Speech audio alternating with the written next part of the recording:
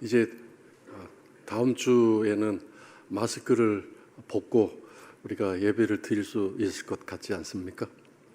물론 3년여를 마스크 쓰고 예배 드리다 보니까 그게 익숙해져서 벗는 게 이제 불안해질 수 있는 상황이겠지만 점점 코로나로부터 벗어나게 되는 여러 가지 상황들이 반갑기도 하고 즐겁기도 합니다.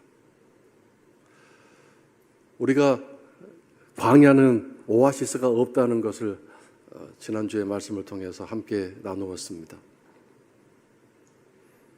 그런데 하나님은 이스라엘 백성들이 그 광야로 이제 행진하여 가나안 땅으로 가고 있을 때 특별한 일을 행하셨는데 그 광야에 이슬을 내려 주셨습니다.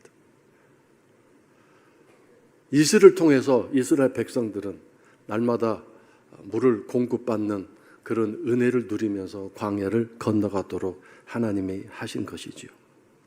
출애굽기 16장 13절 이하에는 아침에는 이스라엘 백성들이 잠자고 있는 그 텐트 사방 주변에 내려 있었다라고 기록하고 있습니다. 그런데 원어로 살펴보면 이슬이 이렇게 한 번만 내린 게 아니라 층으로 쌓여 있었다라고 기록하고 있습니다. 하나님이 이슬을 한 번만 내린 게 아니라 두 번, 세 번 내린 거죠. 그래서 이스라엘 모든 백성들이 아침에 나가서 그 이슬을 받아서 식수로 사용하고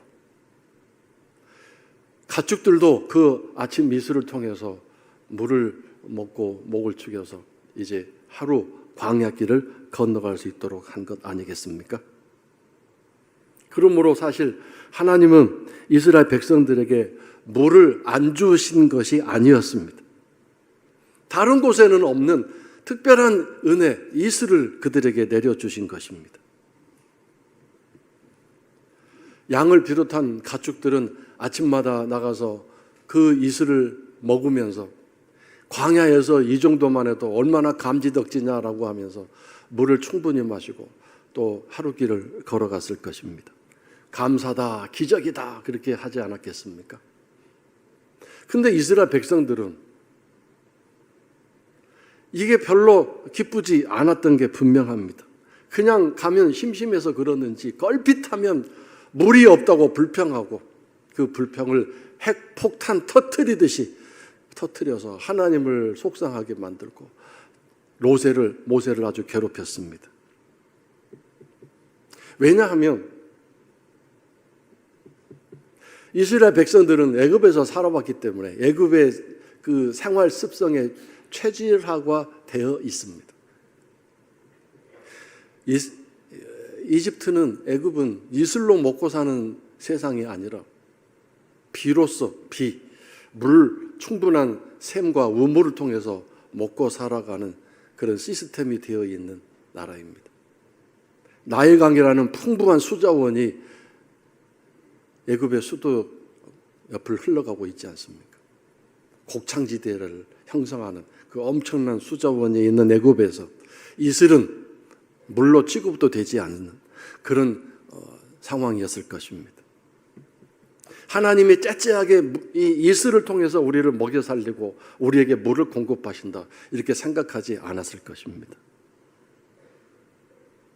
그런데 하나님은 이제 들어가 살게 될 이스라엘 땅이 어떠한 땅인가를 이들에게 알려주시고자 이 일을 행하셨는데 이스라엘은 비가 오지 않습니다.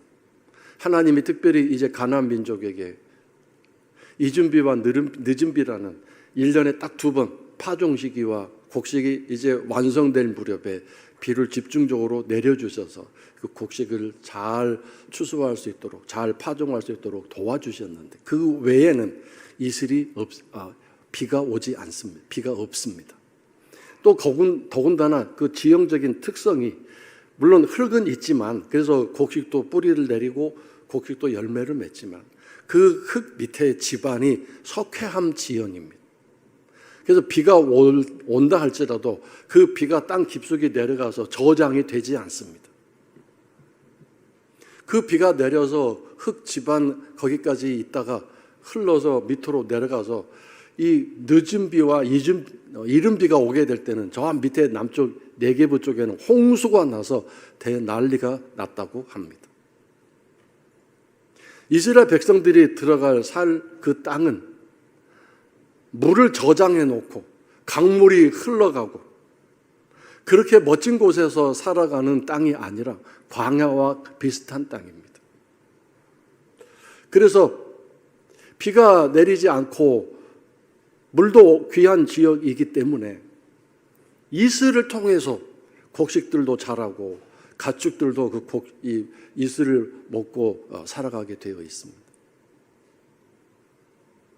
그래서 하나님은 애굽에 체질되어 있는 이 이스라엘 백성들이 가나안 땅에 들어가 살 수 있는 체질로 바꾸어지도록 그들을 광야로 데려가셔서 이슬을 통해서 그들을 이제 바꾸시고자 하신 것이지요. 매일매일 내리는 이슬은 이 이스라엘 백성들에게 참으로 귀하고 생명을 이어가는데 아주 중요한 그런 수단이었고 통로였습니다. 하나님은 매일 이슬을 내리시면서 당신의 백성들을 만나기 원하셨고 이스라엘 백성들이 매일 그 이슬을 받아서 식수로 사용하고 가족들을 먹이면서 오늘도 이 하나님의 은혜로 이 이슬을 통해서 보통 이슬보다 더 많은 풍부한 이슬을 주셔서 오늘도 이렇게 이슬로 하루를 견디게 하셨구나. 저 광야를 건너가게 하셨구나. 하나님 고맙습니다. 하나님 감사합니다. 이러한 이야기를 넘어서서 이제는 그 이슬 자체가 하나님이시다. 하나님을 오늘도 만난다. 이런 감격과 감사로 하루를 열고 하루를 시작하기를 원하셨던 것입니다. 그래서 결국 하나님 없이는 단 하루도 살 수가 없어요 라고 하는 고백을 듣고 싶어 하셨고 그런 체질화된 사람으로 바꾸어지기를 원하셨습니다. 그런데 오늘 우리는 비가 장대같이 퍼붓는 비가 하나님 은혜라고 생각하고 또 그렇게 살아가야 마땅하다고 생각합니다. 왜냐하면 저장해놓고 쌓아놓고 살아야 근심 걱정이 없어지기 때문입니다. 하루 벌어서 하루 먹고 살아가는 삶이 얼마나 힘들고 어렵습니까? 좀 저장해놓고 이틀분이라도 저장해놓고 내일치라도 저장해놓고 더 넉넉히는 일주일분이라도 저장해놓고 걱정하지 않고 근심하지 않고 살아가면 얼마나 좋겠느냐 하는 생각이 우리들 마음속에 다 있기 때문입니다. 그것이 편하고 좋습니다. 그런데 하나님은 이슬로서 역사하시는 분이고 이슬처럼 일하시는 분이십니다. 성경의 창세기 27장 28절 하나님은 하늘에 이슬을 내려주셔서 땅을 기름지게 하신다고 하셨습니다. 이슬로 땅을 기름지게 하신다. 그래서 그 땅이 기름짐이 지기 때문에 곡식과 포도주가 풍성하게 된다고 말씀하셨습니다. 비가 아니라 이슬로서 이스라엘 백성들을 다스려 가십니다. 자, 그 다음에 신명기 33장 13절은 뭐라고 얘기했냐면 이슬은 하늘의 보물이다 그랬습니다. 하늘에서 내려주시는 보물이다. 하늘의 보화다. 이렇게 말씀하고 계십니다. 자, 그 다음에 잠언 19장 12절에 하나님은 은혜를 어떻게 내리느냐면 풀 위에 내리는 이슬처럼 베푸시는 분이라고 말씀하셨습니다. 풀은 뿌리를 깊이 내리지 못합니다. 연약합니다. 그래서 저 밑에 깊숙이 흐르는 수맥, 이 지하수를 빨아 올릴 수 없습니다. 이슬이 아니면 이 풀은 성장할 수 없고 생명을 유지할 수 없는 것이죠. 오늘 여러분과 내가 이 풀과 같은 존재 아닙니까? 힘이 있고 능력이 있으면 얼마나 있겠습니까? 그런 풀과 같이 연약한 우리들에게 매일매일 이슬이 주어진다는 것은 생명을 살아갈 환경과 조건을 부어주시는 하나님의 은혜인 것이죠.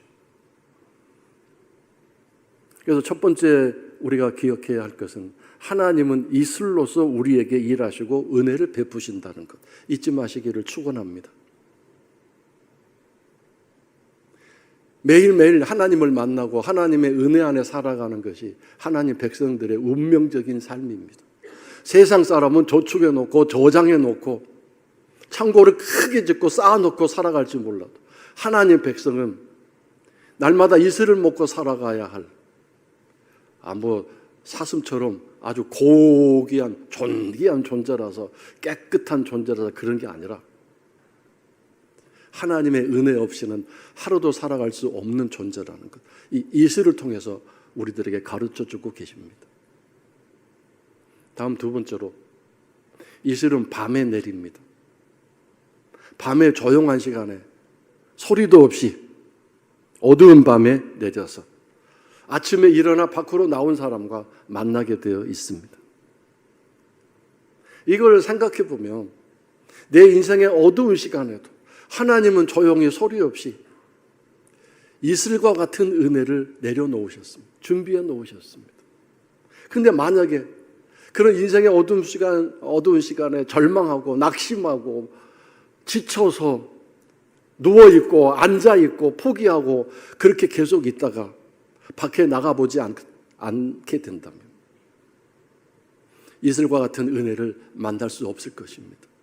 폭포수와 같은 은혜가 아니라 이 작은 이슬입니다.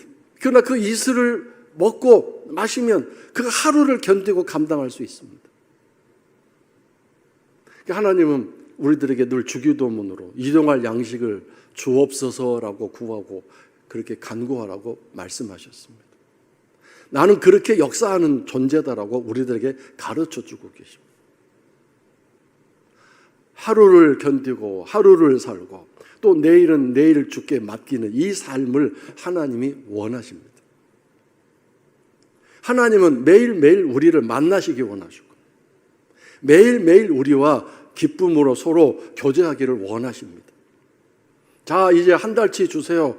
한 달 후에 봅시다. 이게 아니라는 뜻입니다. 내 인생의 어두운 시간에도 하나님은 나를 위한 이슬 같은 은혜를 내려놓고 계시기 때문에 아무리 지치고 피곤해도 하나님을 만나는 아침 시간을 가지셔야 됩니다. 그 신선한 아침 시간에 이슬 같은 하나님 은혜를 통해서 하루를 살아갈 용기와 힘과 능력을 공급받게 되는 것입니다. 만약에 게을러서 나태해서 나중에 미적미적 나가게 되면 해가 뜬 다음에 그 이슬은 사라져버리고 말 것입니다. 이슬은 없어집니다. 이슬은 잠시 한순간 존재할 뿐입니다. 그래서 빨리 나가셔야 됩니다. 아무리 인생이 절망적이고 아무리 인생이 낙심에 빠져있는 상황일지라도 소망이신 하나님, 그 주님을 향하여 나아가는 기도와 새벽 예배와 말씀 묵상이 얼마나 중요한가를 다시 한번 깨닫게 됩니다. 다른 것은 할 힘이 없다 할지라도, 다른 것은 할 여력이 없다 할지라도 정해진 시간에 하나님을 만나고 하나님을 예배하고 하나님을 찬양하는 시간이 우리들에게 꼭 필요합니다. 하루를 살 수 있습니다. 이게 하나님의 방법입니다. 하나님은 이스라엘 백성들이 광야를 지날 때 충분한 이슬이 되도록 2배, 3배의 이슬을 날마다 내려주셨습니다. 그러나 애굽의 생활에 체질화된 이스라엘 백성들은 왜 비를 내려주시지 않느냐고, 왜 우물을 만나게 해주시지 않느냐고 불평하고 또 불평했습니다. 아침마다 일어나가서 이 이슬을 받아먹는 삶이 아주 불편했고 마음에 안 들었고 귀찮았음이 분명합니다. 성도 여러분은 하나님을 어떻게 생각하십니까? 하나님이 여러분에게 어떤 은혜를 내려주시고 베풀어 주신다고 생각하십니까? 오늘 아침에 하나님은 여러분에게 어떤 이슬을 내려주셨나요? 어제는 어떤 이슬을 받아 먹으셨나요? 그저께는 어떤 이슬을 통해서 하루를 살 수 있는 용기와 힘을 얻으셨나요? 자, 이제 영상 하나를 보겠는데, 지난번 목요 찬양 집회 때 보았던 영상입니다. 너무도 감동스러운 영상이었는데, 그때 많은 분들 오셔서 보셨지만 안 보신 분들도 많기 때문에 오늘 그 영상을 보면서 이제 말씀을 종합해서 마치려고 합니다.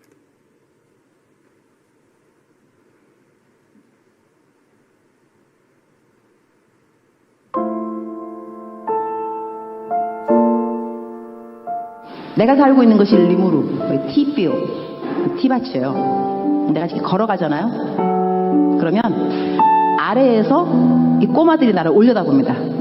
우리 교회 주일학교 애들이에요. 그러니까 내가 선교사인지 알아요. 내 이름이 유니스니까 내 이름을 불러요. 아래에서 나를 올려다보면서 내가 지나가면 이렇게 불러요.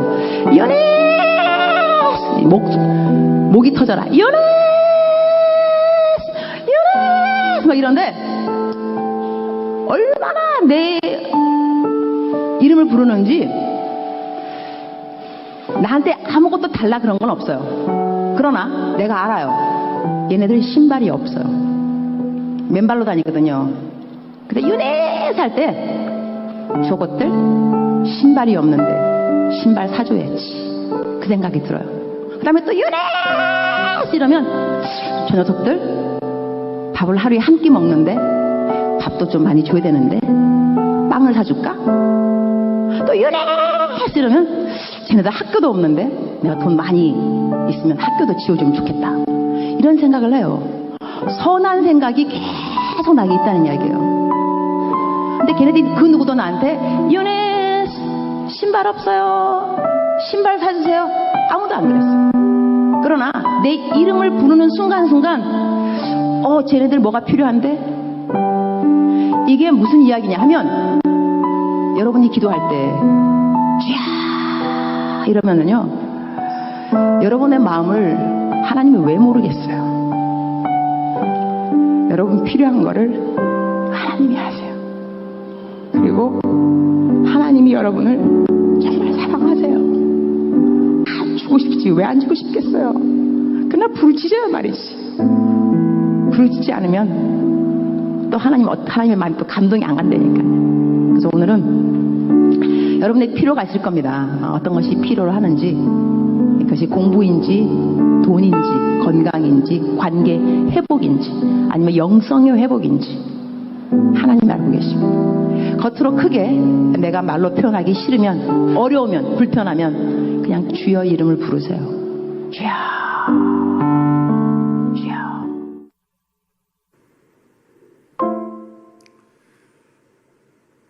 하나님이 이슬로서 역사하신다는 것은 하나님 그분 없이는 하루를 살 수 없다는 것을 가르쳐 주시기 위해서 그렇게 하신 것 아니겠습니까? 하나님이 장대비로 폭우로 일하셔서 그 물을 저장해 놓고 몇 날 며칠 물에 대한 걱정 근심 없이 살아갈 그 삶이 물론 나쁜 건 아니지만, 그러면서 우리는 삶이 평안해지고 삶이 풍족해지면 하나님을 잊게 되고 하나님을 떠나게 되는 것 아닙니까? 그래서 우리를 너무도 잘 아시기 때문에 매일매일 오셔서 이슬처럼 우리를 방문하시고, 그 짧은 순간에 빨리 나가서 주님을 만나고 주님을 붙잡지 않으면 곧바로 해가 뜨면 이슬이 사라져버리는 것처럼 그 은혜의 시간을 놓치지 않고 살아가는 성도가 되고 하나님 백성 되기를 원하시는 것 아니겠습니까? 근데 오늘도 우리는 여전히 더 많이 주세요, 더 충분하게 해주세요, 더 쌓아놓고 살게 해주세요, 걱정 근심 없이 살게 해주세요 그러면서 하나님께 매달리고 있는데, 하나님 그분이 나의 이슬이 되셔야 된다는 게 오늘 본문에 나와 있지 않습니까? 오늘 내가 어떤 이슬을 받았는가, 그 쫀쫀하게, 그 쪼잔하게 조그만 거, 그래도 오늘 그 은혜로 오늘 또 이렇게 어려움 견뎠습니다. 그 이슬이 어떤 것, 그 어떤 것으로 대치되면 안 되겠습니다. 왜냐하면 오늘 본문을 보세요. 뭐라고 되어 있나요? 하나님이 이슬이라고 4절에 기록하고 있지 않습니까? 당신이 이스라엘의 이슬이다라고 말씀하고 계십니다. 그래서 매일 이슬처럼 이스라엘을 방문해서 매일매일 만나고 매일매일 교제하고, 그래서 매일 하나님 감사합니다. 오늘도 이 이슬로 하나님 은혜로 오늘도 살게 됐으니 감사합니다. 나는 하나님만 있으면 돼요, 하나님만 계시면 돼요라고 말할 수 있는 그런 고백과 찬송을 듣고 싶어 하십니다.